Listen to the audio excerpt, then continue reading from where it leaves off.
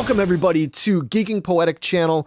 I'm your host Larry Roberts, and this is at long last another installment of the Kiss Vinyl Show. Now, for those that have never been here before, thanks for checking out my video, and for those that have watched us in the past, thank you so much for coming back. I've had the pleasure of getting to converse with so many of you because of these videos. I'm really grateful for it. Special shout out to my buddy William Vredenberg. He's the guy that actually designed the Kiss album mural that you see at the beginning of this video, and he sent me a print of that mural that I'm going to feature in the background as soon as I get it back from being framed. So thanks again, Will, for that, and yeah, you'll see it in the background eventually once I get it done. So what I am here to do in this episode is I am going to focus on an album that in a few days from now, when I'm recording this at least, is going to be celebrating its 50th anniversary, and I am talking about none other than Kiss Destroyer.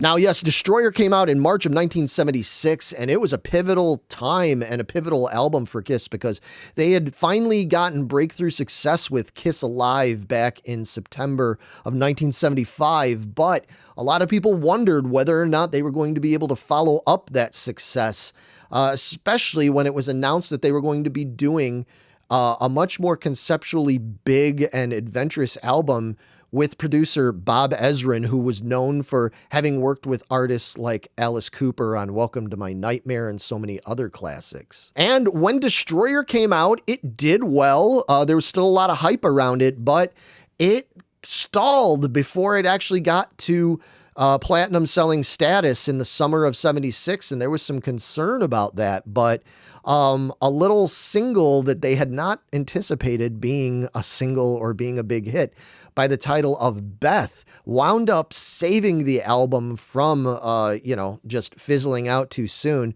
And launching off of that, Destroyer ended up being a massively successful album for Kiss in the long run.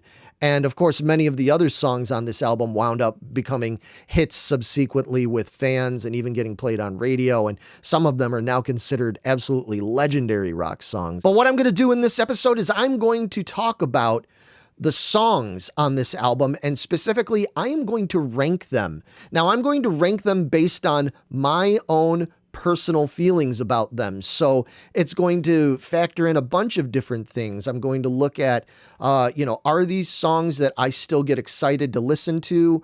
Are they songs that don't get skipped when I put the album on to listen to? Because inevitably, as much as I do still listen to this album, there are songs that I have to be in the mood for, and I might skip them if I'm just not feeling it that day.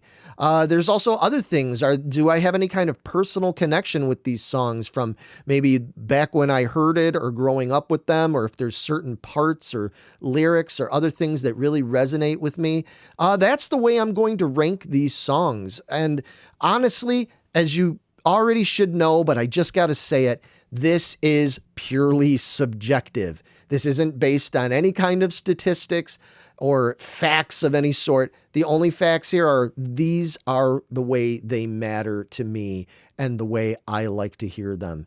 And I don't expect anybody else to have to agree with me on any of this. In fact, I encourage you to leave comments below and let me know not only what you think of my ranking, but let me know how you would rank these songs. Are there songs on here that stand out for you so much that you would rank them much higher than I ranked them?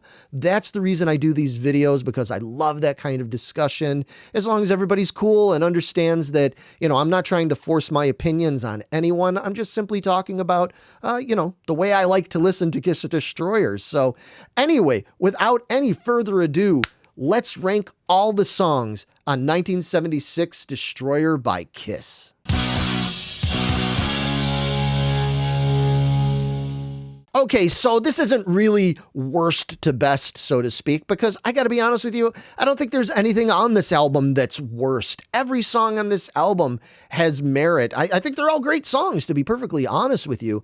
There's just certain ones that rank a little higher for me than other ones. And the thing that comes in number 10 here, it's not even really a song per se, but it is now considered its own track on the album, although it wasn't always considered that way. And I'm talking about the outro found at the end of side 2, which is Rock and Roll Party.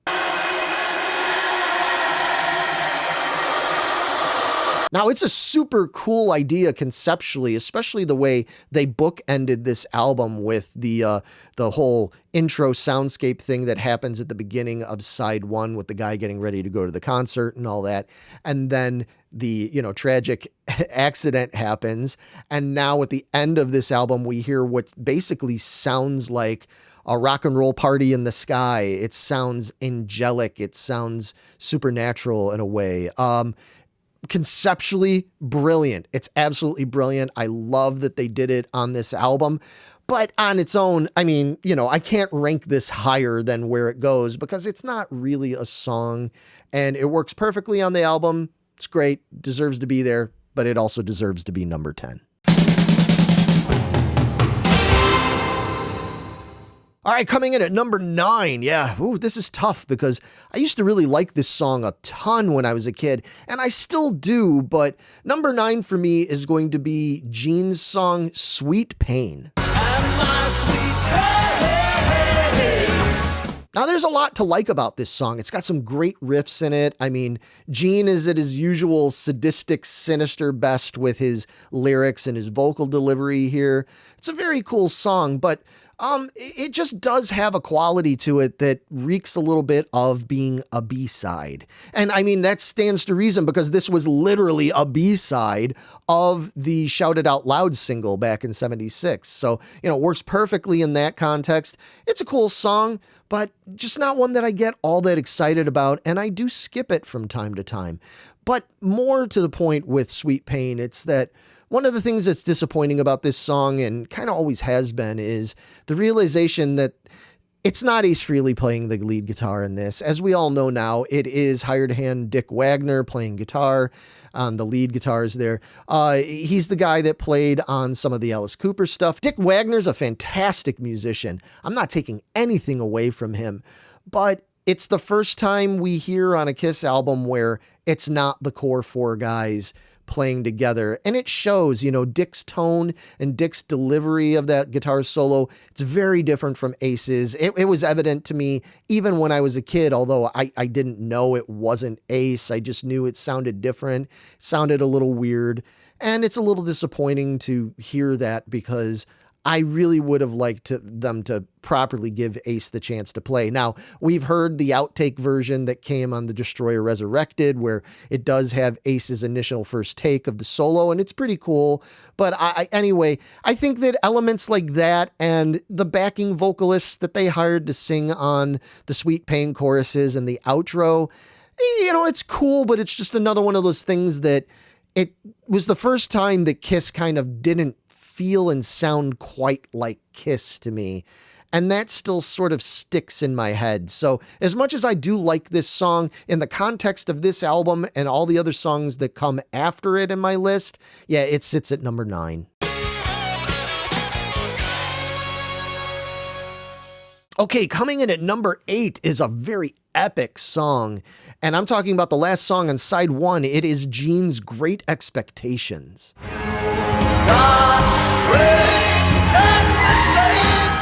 Now again, here is another really prime example of Kiss really not sounding like the Kiss we expected at that point. It's a very ambitious song. I love the concept behind it. I think I would have liked it more had they allowed Gene to leave the whole original concept of him naming each guy of the song where he says, you watch Peter playing his drum, you watch Ace play guitar, and later they just changed it to him being more singular about it, like he was just talking about himself. I understand why Ezrin wanted him to do that, but I feel like he took away something that could have been really special there about this song. The production's incredible. The whole choir thing and the orchestration of it, it's cool, but it's just one of those songs that I have to really be in the mood for to want to hear it. And a lot of times when I'm listening to Destroyer, I just don't really want to sit through that whole song. It's kind of long, and yeah, it ends up being a skip it for me at probably at least half the time. So again, it's a cool song, but not one of the most signature Kiss songs out there, and not even on this album. So it sits at number 8 for me. Okay, coming in at number 7, a little controversial here, because given what I said earlier about the importance of this song, to rank it so low, but yeah, for me, number 7 is going to be Beth. What can I do? You know, Peter did a great job on this. He sounds excellent singing on it, but this isn't really a Kiss song. I mean, it's on a Kiss album, I get that, but this is really just Peter's solo with an orchestra and an acoustic guitar. And I don't think the acoustic guitar is even being played by any of the other guys in Kiss. I think that might be Dick Wagner again or somebody else. But the point is that doesn't necessarily make it a bad song. I mean, in the same context that Yesterday by the Beatles is really just a Paul McCartney song with a string quartet. It's not truly a Beatles song.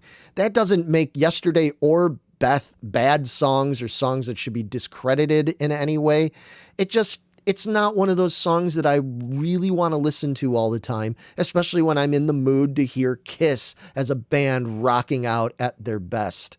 I give it total props. I think Ezrin did a brilliant job with arranging this song and orchestrating it, but yeah, it's just not one of my favorites on here. Not one that I ever really get in the mood to want to put on and be like, I'm really in the mood to listen to Beth. Yeah, that almost never happens. So as such, it's number 7. Oof, this starts really getting tough for me now from here on in the list. Coming in at number 6, we're talking about the first song on side 2. We're talking about Paul's Flaming Youth. Flaming Youth, set the world on fire. Again, man, I gotta give credit where it's due. This one was a favorite of mine when I was a kid. My best friend and I used to hang out at his house, and he'd have his little record player, and he had the 45 of Flaming Youth, and we would listen to that over and over again. It's such an epic song. It's great. I really don't have anything negative to say about it, but I just don't think that it was quite as fully realized and as big sounding as the other epic anthemic songs that are on this album and basically populate the second half of this list here from number 5 to number 1. Flaming Youth, it's great. Usually I'm in the mood to hear it. Great song, man. Nothing really bad to say about it, but it's just compared to the other 5, it just doesn't sit as high for me.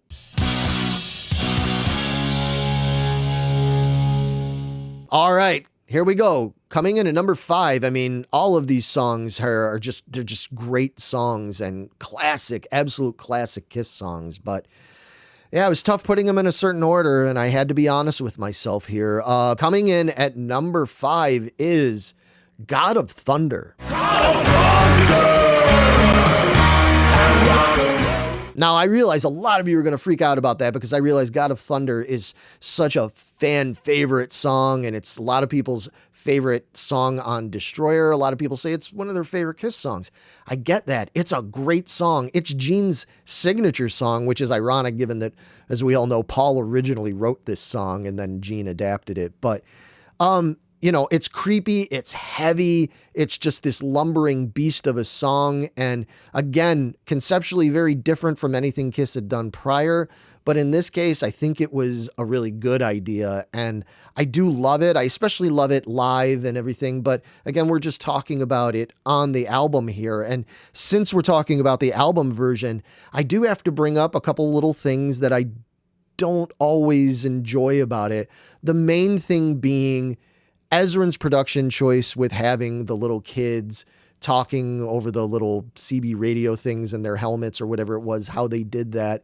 I know that it was supposed to be adding this sort of like little creepy element to it, but I feel like it's always been a little bit distracting to me, the way it's mixed in there, the way it comes up. It sits so loudly in the mix at least to me, when I listen to it, that I think there was so many other really cool sound effects happening in that song. You hear things of, backwards whooshing and sounds and haunting sounds that almost sound like howling and everything. That's perfect. I didn't need the little kids in there. I get what Ezrin was going for, and I know he had a penchant for always putting the kids on records, sometimes to good effect and sometimes to not so good effect. And this is just one of those that I'm kind of on the fence on. I appreciate the concept. I don't always hate it, but a lot of times, I'm going back to even when I was a kid, hearing those voices on there just kind of grates on my nerves a little bit. Plus, it's a little plodding. It's a little long of a song. I have to really be in the mood for it, which is hilarious given the fact that I play in a doom metal band, that I'm complaining about it being plodding and long. But just being honest, as a listener, sometimes I'm not in the mood to hear God of Thunder. So I think it's a brilliant song, and I do love it, but that's why it comes in at number 5. All right, coming in at number 4, this is a song that I just love this song. Actually, I especially love all 4 of these last songs on my list, but we're talking about the last song on side 2, the song that basically ends the album, and that is Paul's Do You Love Me? Do you love me? Everything about this song is just perfect. I love that iconic drum beat that Peter plays in the beginning. I love Paul's lyrics. I love the fact that this essentially really could be like his signature character song, in as much as you can say God of Thunder is Gene's signature song. And then later on, obviously, like Shock Me is Ace's signature song. I feel like Do You Love Me sums up Paul Stanley's characters so perfectly, because it's about a guy that just is demanding that adoration. He just needs to be loved, and that's what he is. He's the star child. He's the guy that's up there on the stage just shining brightly and is just absorbing all that adulation from the crowd. And this song sums that up perfectly. I think it was a great way to end Destroyer. Ezrin's production, conversely, I complained a little bit about what he did on God of Thunder. This one, I think he did perfectly. I love the orchestral bells in there. I love the way he layered the backing vocals, and the way this song is just so grand and triumphant. It's awesome. Love this song. A perfect number 4. All right, we're in the top 3 here. All 3 of these songs here, man, they are just stratospherically awesome to me. So they could, in theory, be interchangeable, but I had to place them somewhere. And coming in at number 3, we are talking about the great anthem, Shout It Out Loud. Shout it out loud. Come on, it's Shout It Out Loud. Anybody knows that this is one of the most anthemic songs that Kiss ever released. I think it's such an incredible statement for the band and for the fans experiencing the band, especially when you're watching them on stage. It just sums it all up. I love that Gene and Paul trade off the vocals during the verses. I really wish they would have done more of that throughout their career. If I had to do any kind of criticism, if you could even call it that, I would say that maybe Shout It Out Loud was placed in the wrong spot on this album. I feel like it gets lost a little bit being in the middle of side 2, in between Sweet Pain and Beth. It always felt to me like Shout It Out Loud should have been the way they ended side 1. I don't know. Again, this is all just personal taste and personal vibes here. That's really the only negative thing I can say about it. As a song, Shout It Out Loud is incredible. It's one of the greatest anthems of all time in rock and roll, in my opinion. And as I've stated in other videos, when I talked about the Shout It Out Loud single, when I talked about how it felt and sounded on the live albums, and the version that's here on Destroyer is just incredible. And yeah, I have nothing more I can really say about it, but Shout It Out Loud, what an incredible song. All right, coming in at number 2, 2 and 1. I got to be honest with you. They tie in together on the album, and they kind of tie in together in my head as a listener, because I feel like they just perfectly belong together. So they're kind of one entity to me, but I had to put something in the number 2 spot. So honestly, I went with the second song on the album, which is none other than King of the Nighttime World.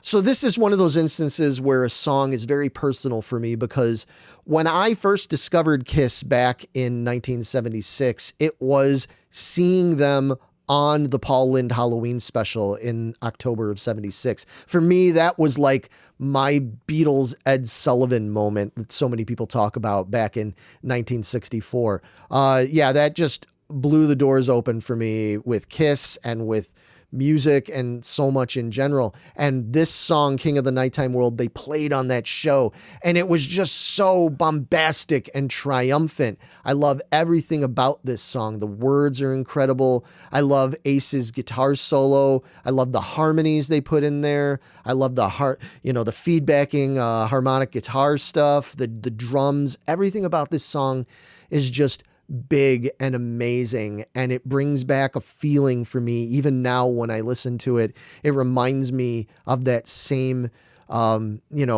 joyous feeling that I would get when I would listen to this when I was just a kid. So yeah, this one could have been number 1 really on any given day of the week. This could be my favorite Kiss song depending on my mood, but there's only one song here that could be number 1. And in the number 1 position, of course, there's only one song left, and I'm sure so many of you probably figured it out a long time ago what my number 1 was going to be, and it is none other than Detroit Rock City.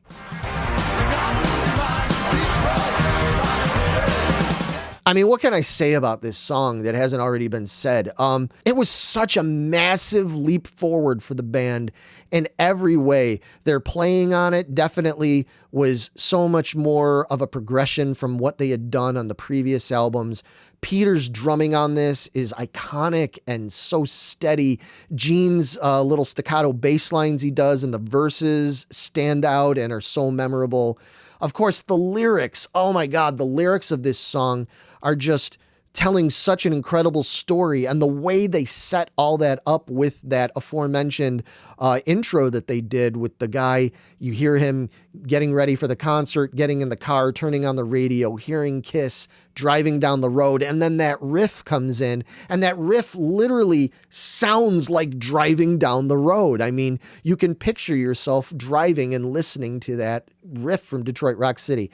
Everything about this song is just so brilliantly constructed and put together. Of course, the guitar solo later on that Ace does, we know that Ace and Paul and Bob Ezrin worked together to come up with that melody and that harmony, and it was just brilliant. There is not one weak aspect of this song. Not only is this one of the most important and biggest songs of Kiss's career, I mean, this is one of the biggest rock and roll songs of 20th century and of all time, really. I've nothing bad I could say about this song.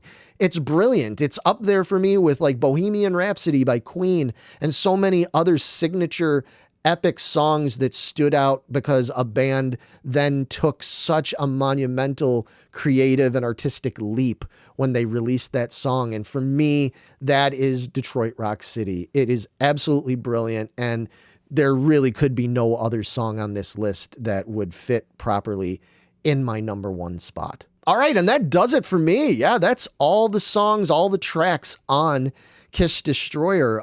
Yeah, I got to be honest with you, it wasn't easy figuring out the order for this, because even some of those songs that I put lower in the lower slots here, I have my moments where I really enjoy listening to those songs. So again, like I said, it's all subjective, and it's all based on a mood and how these songs impacted me at the time.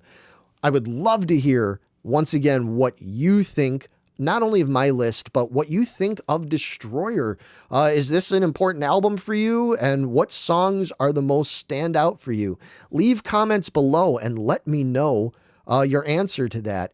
And please, of course, as I shouldn't even have to ask, but if you enjoyed this video, please consider hitting that like, hitting the subscribe button, and giving us support, because the whole reason I do this is because I'm a music fan, I'm a lifelong Kiss fan, and I enjoy conversing with you, getting your feedback on this, as long as everybody's being cool and we all realize that we just love this music together. We're going to enjoy different albums and different songs and different, members of the band or different eras.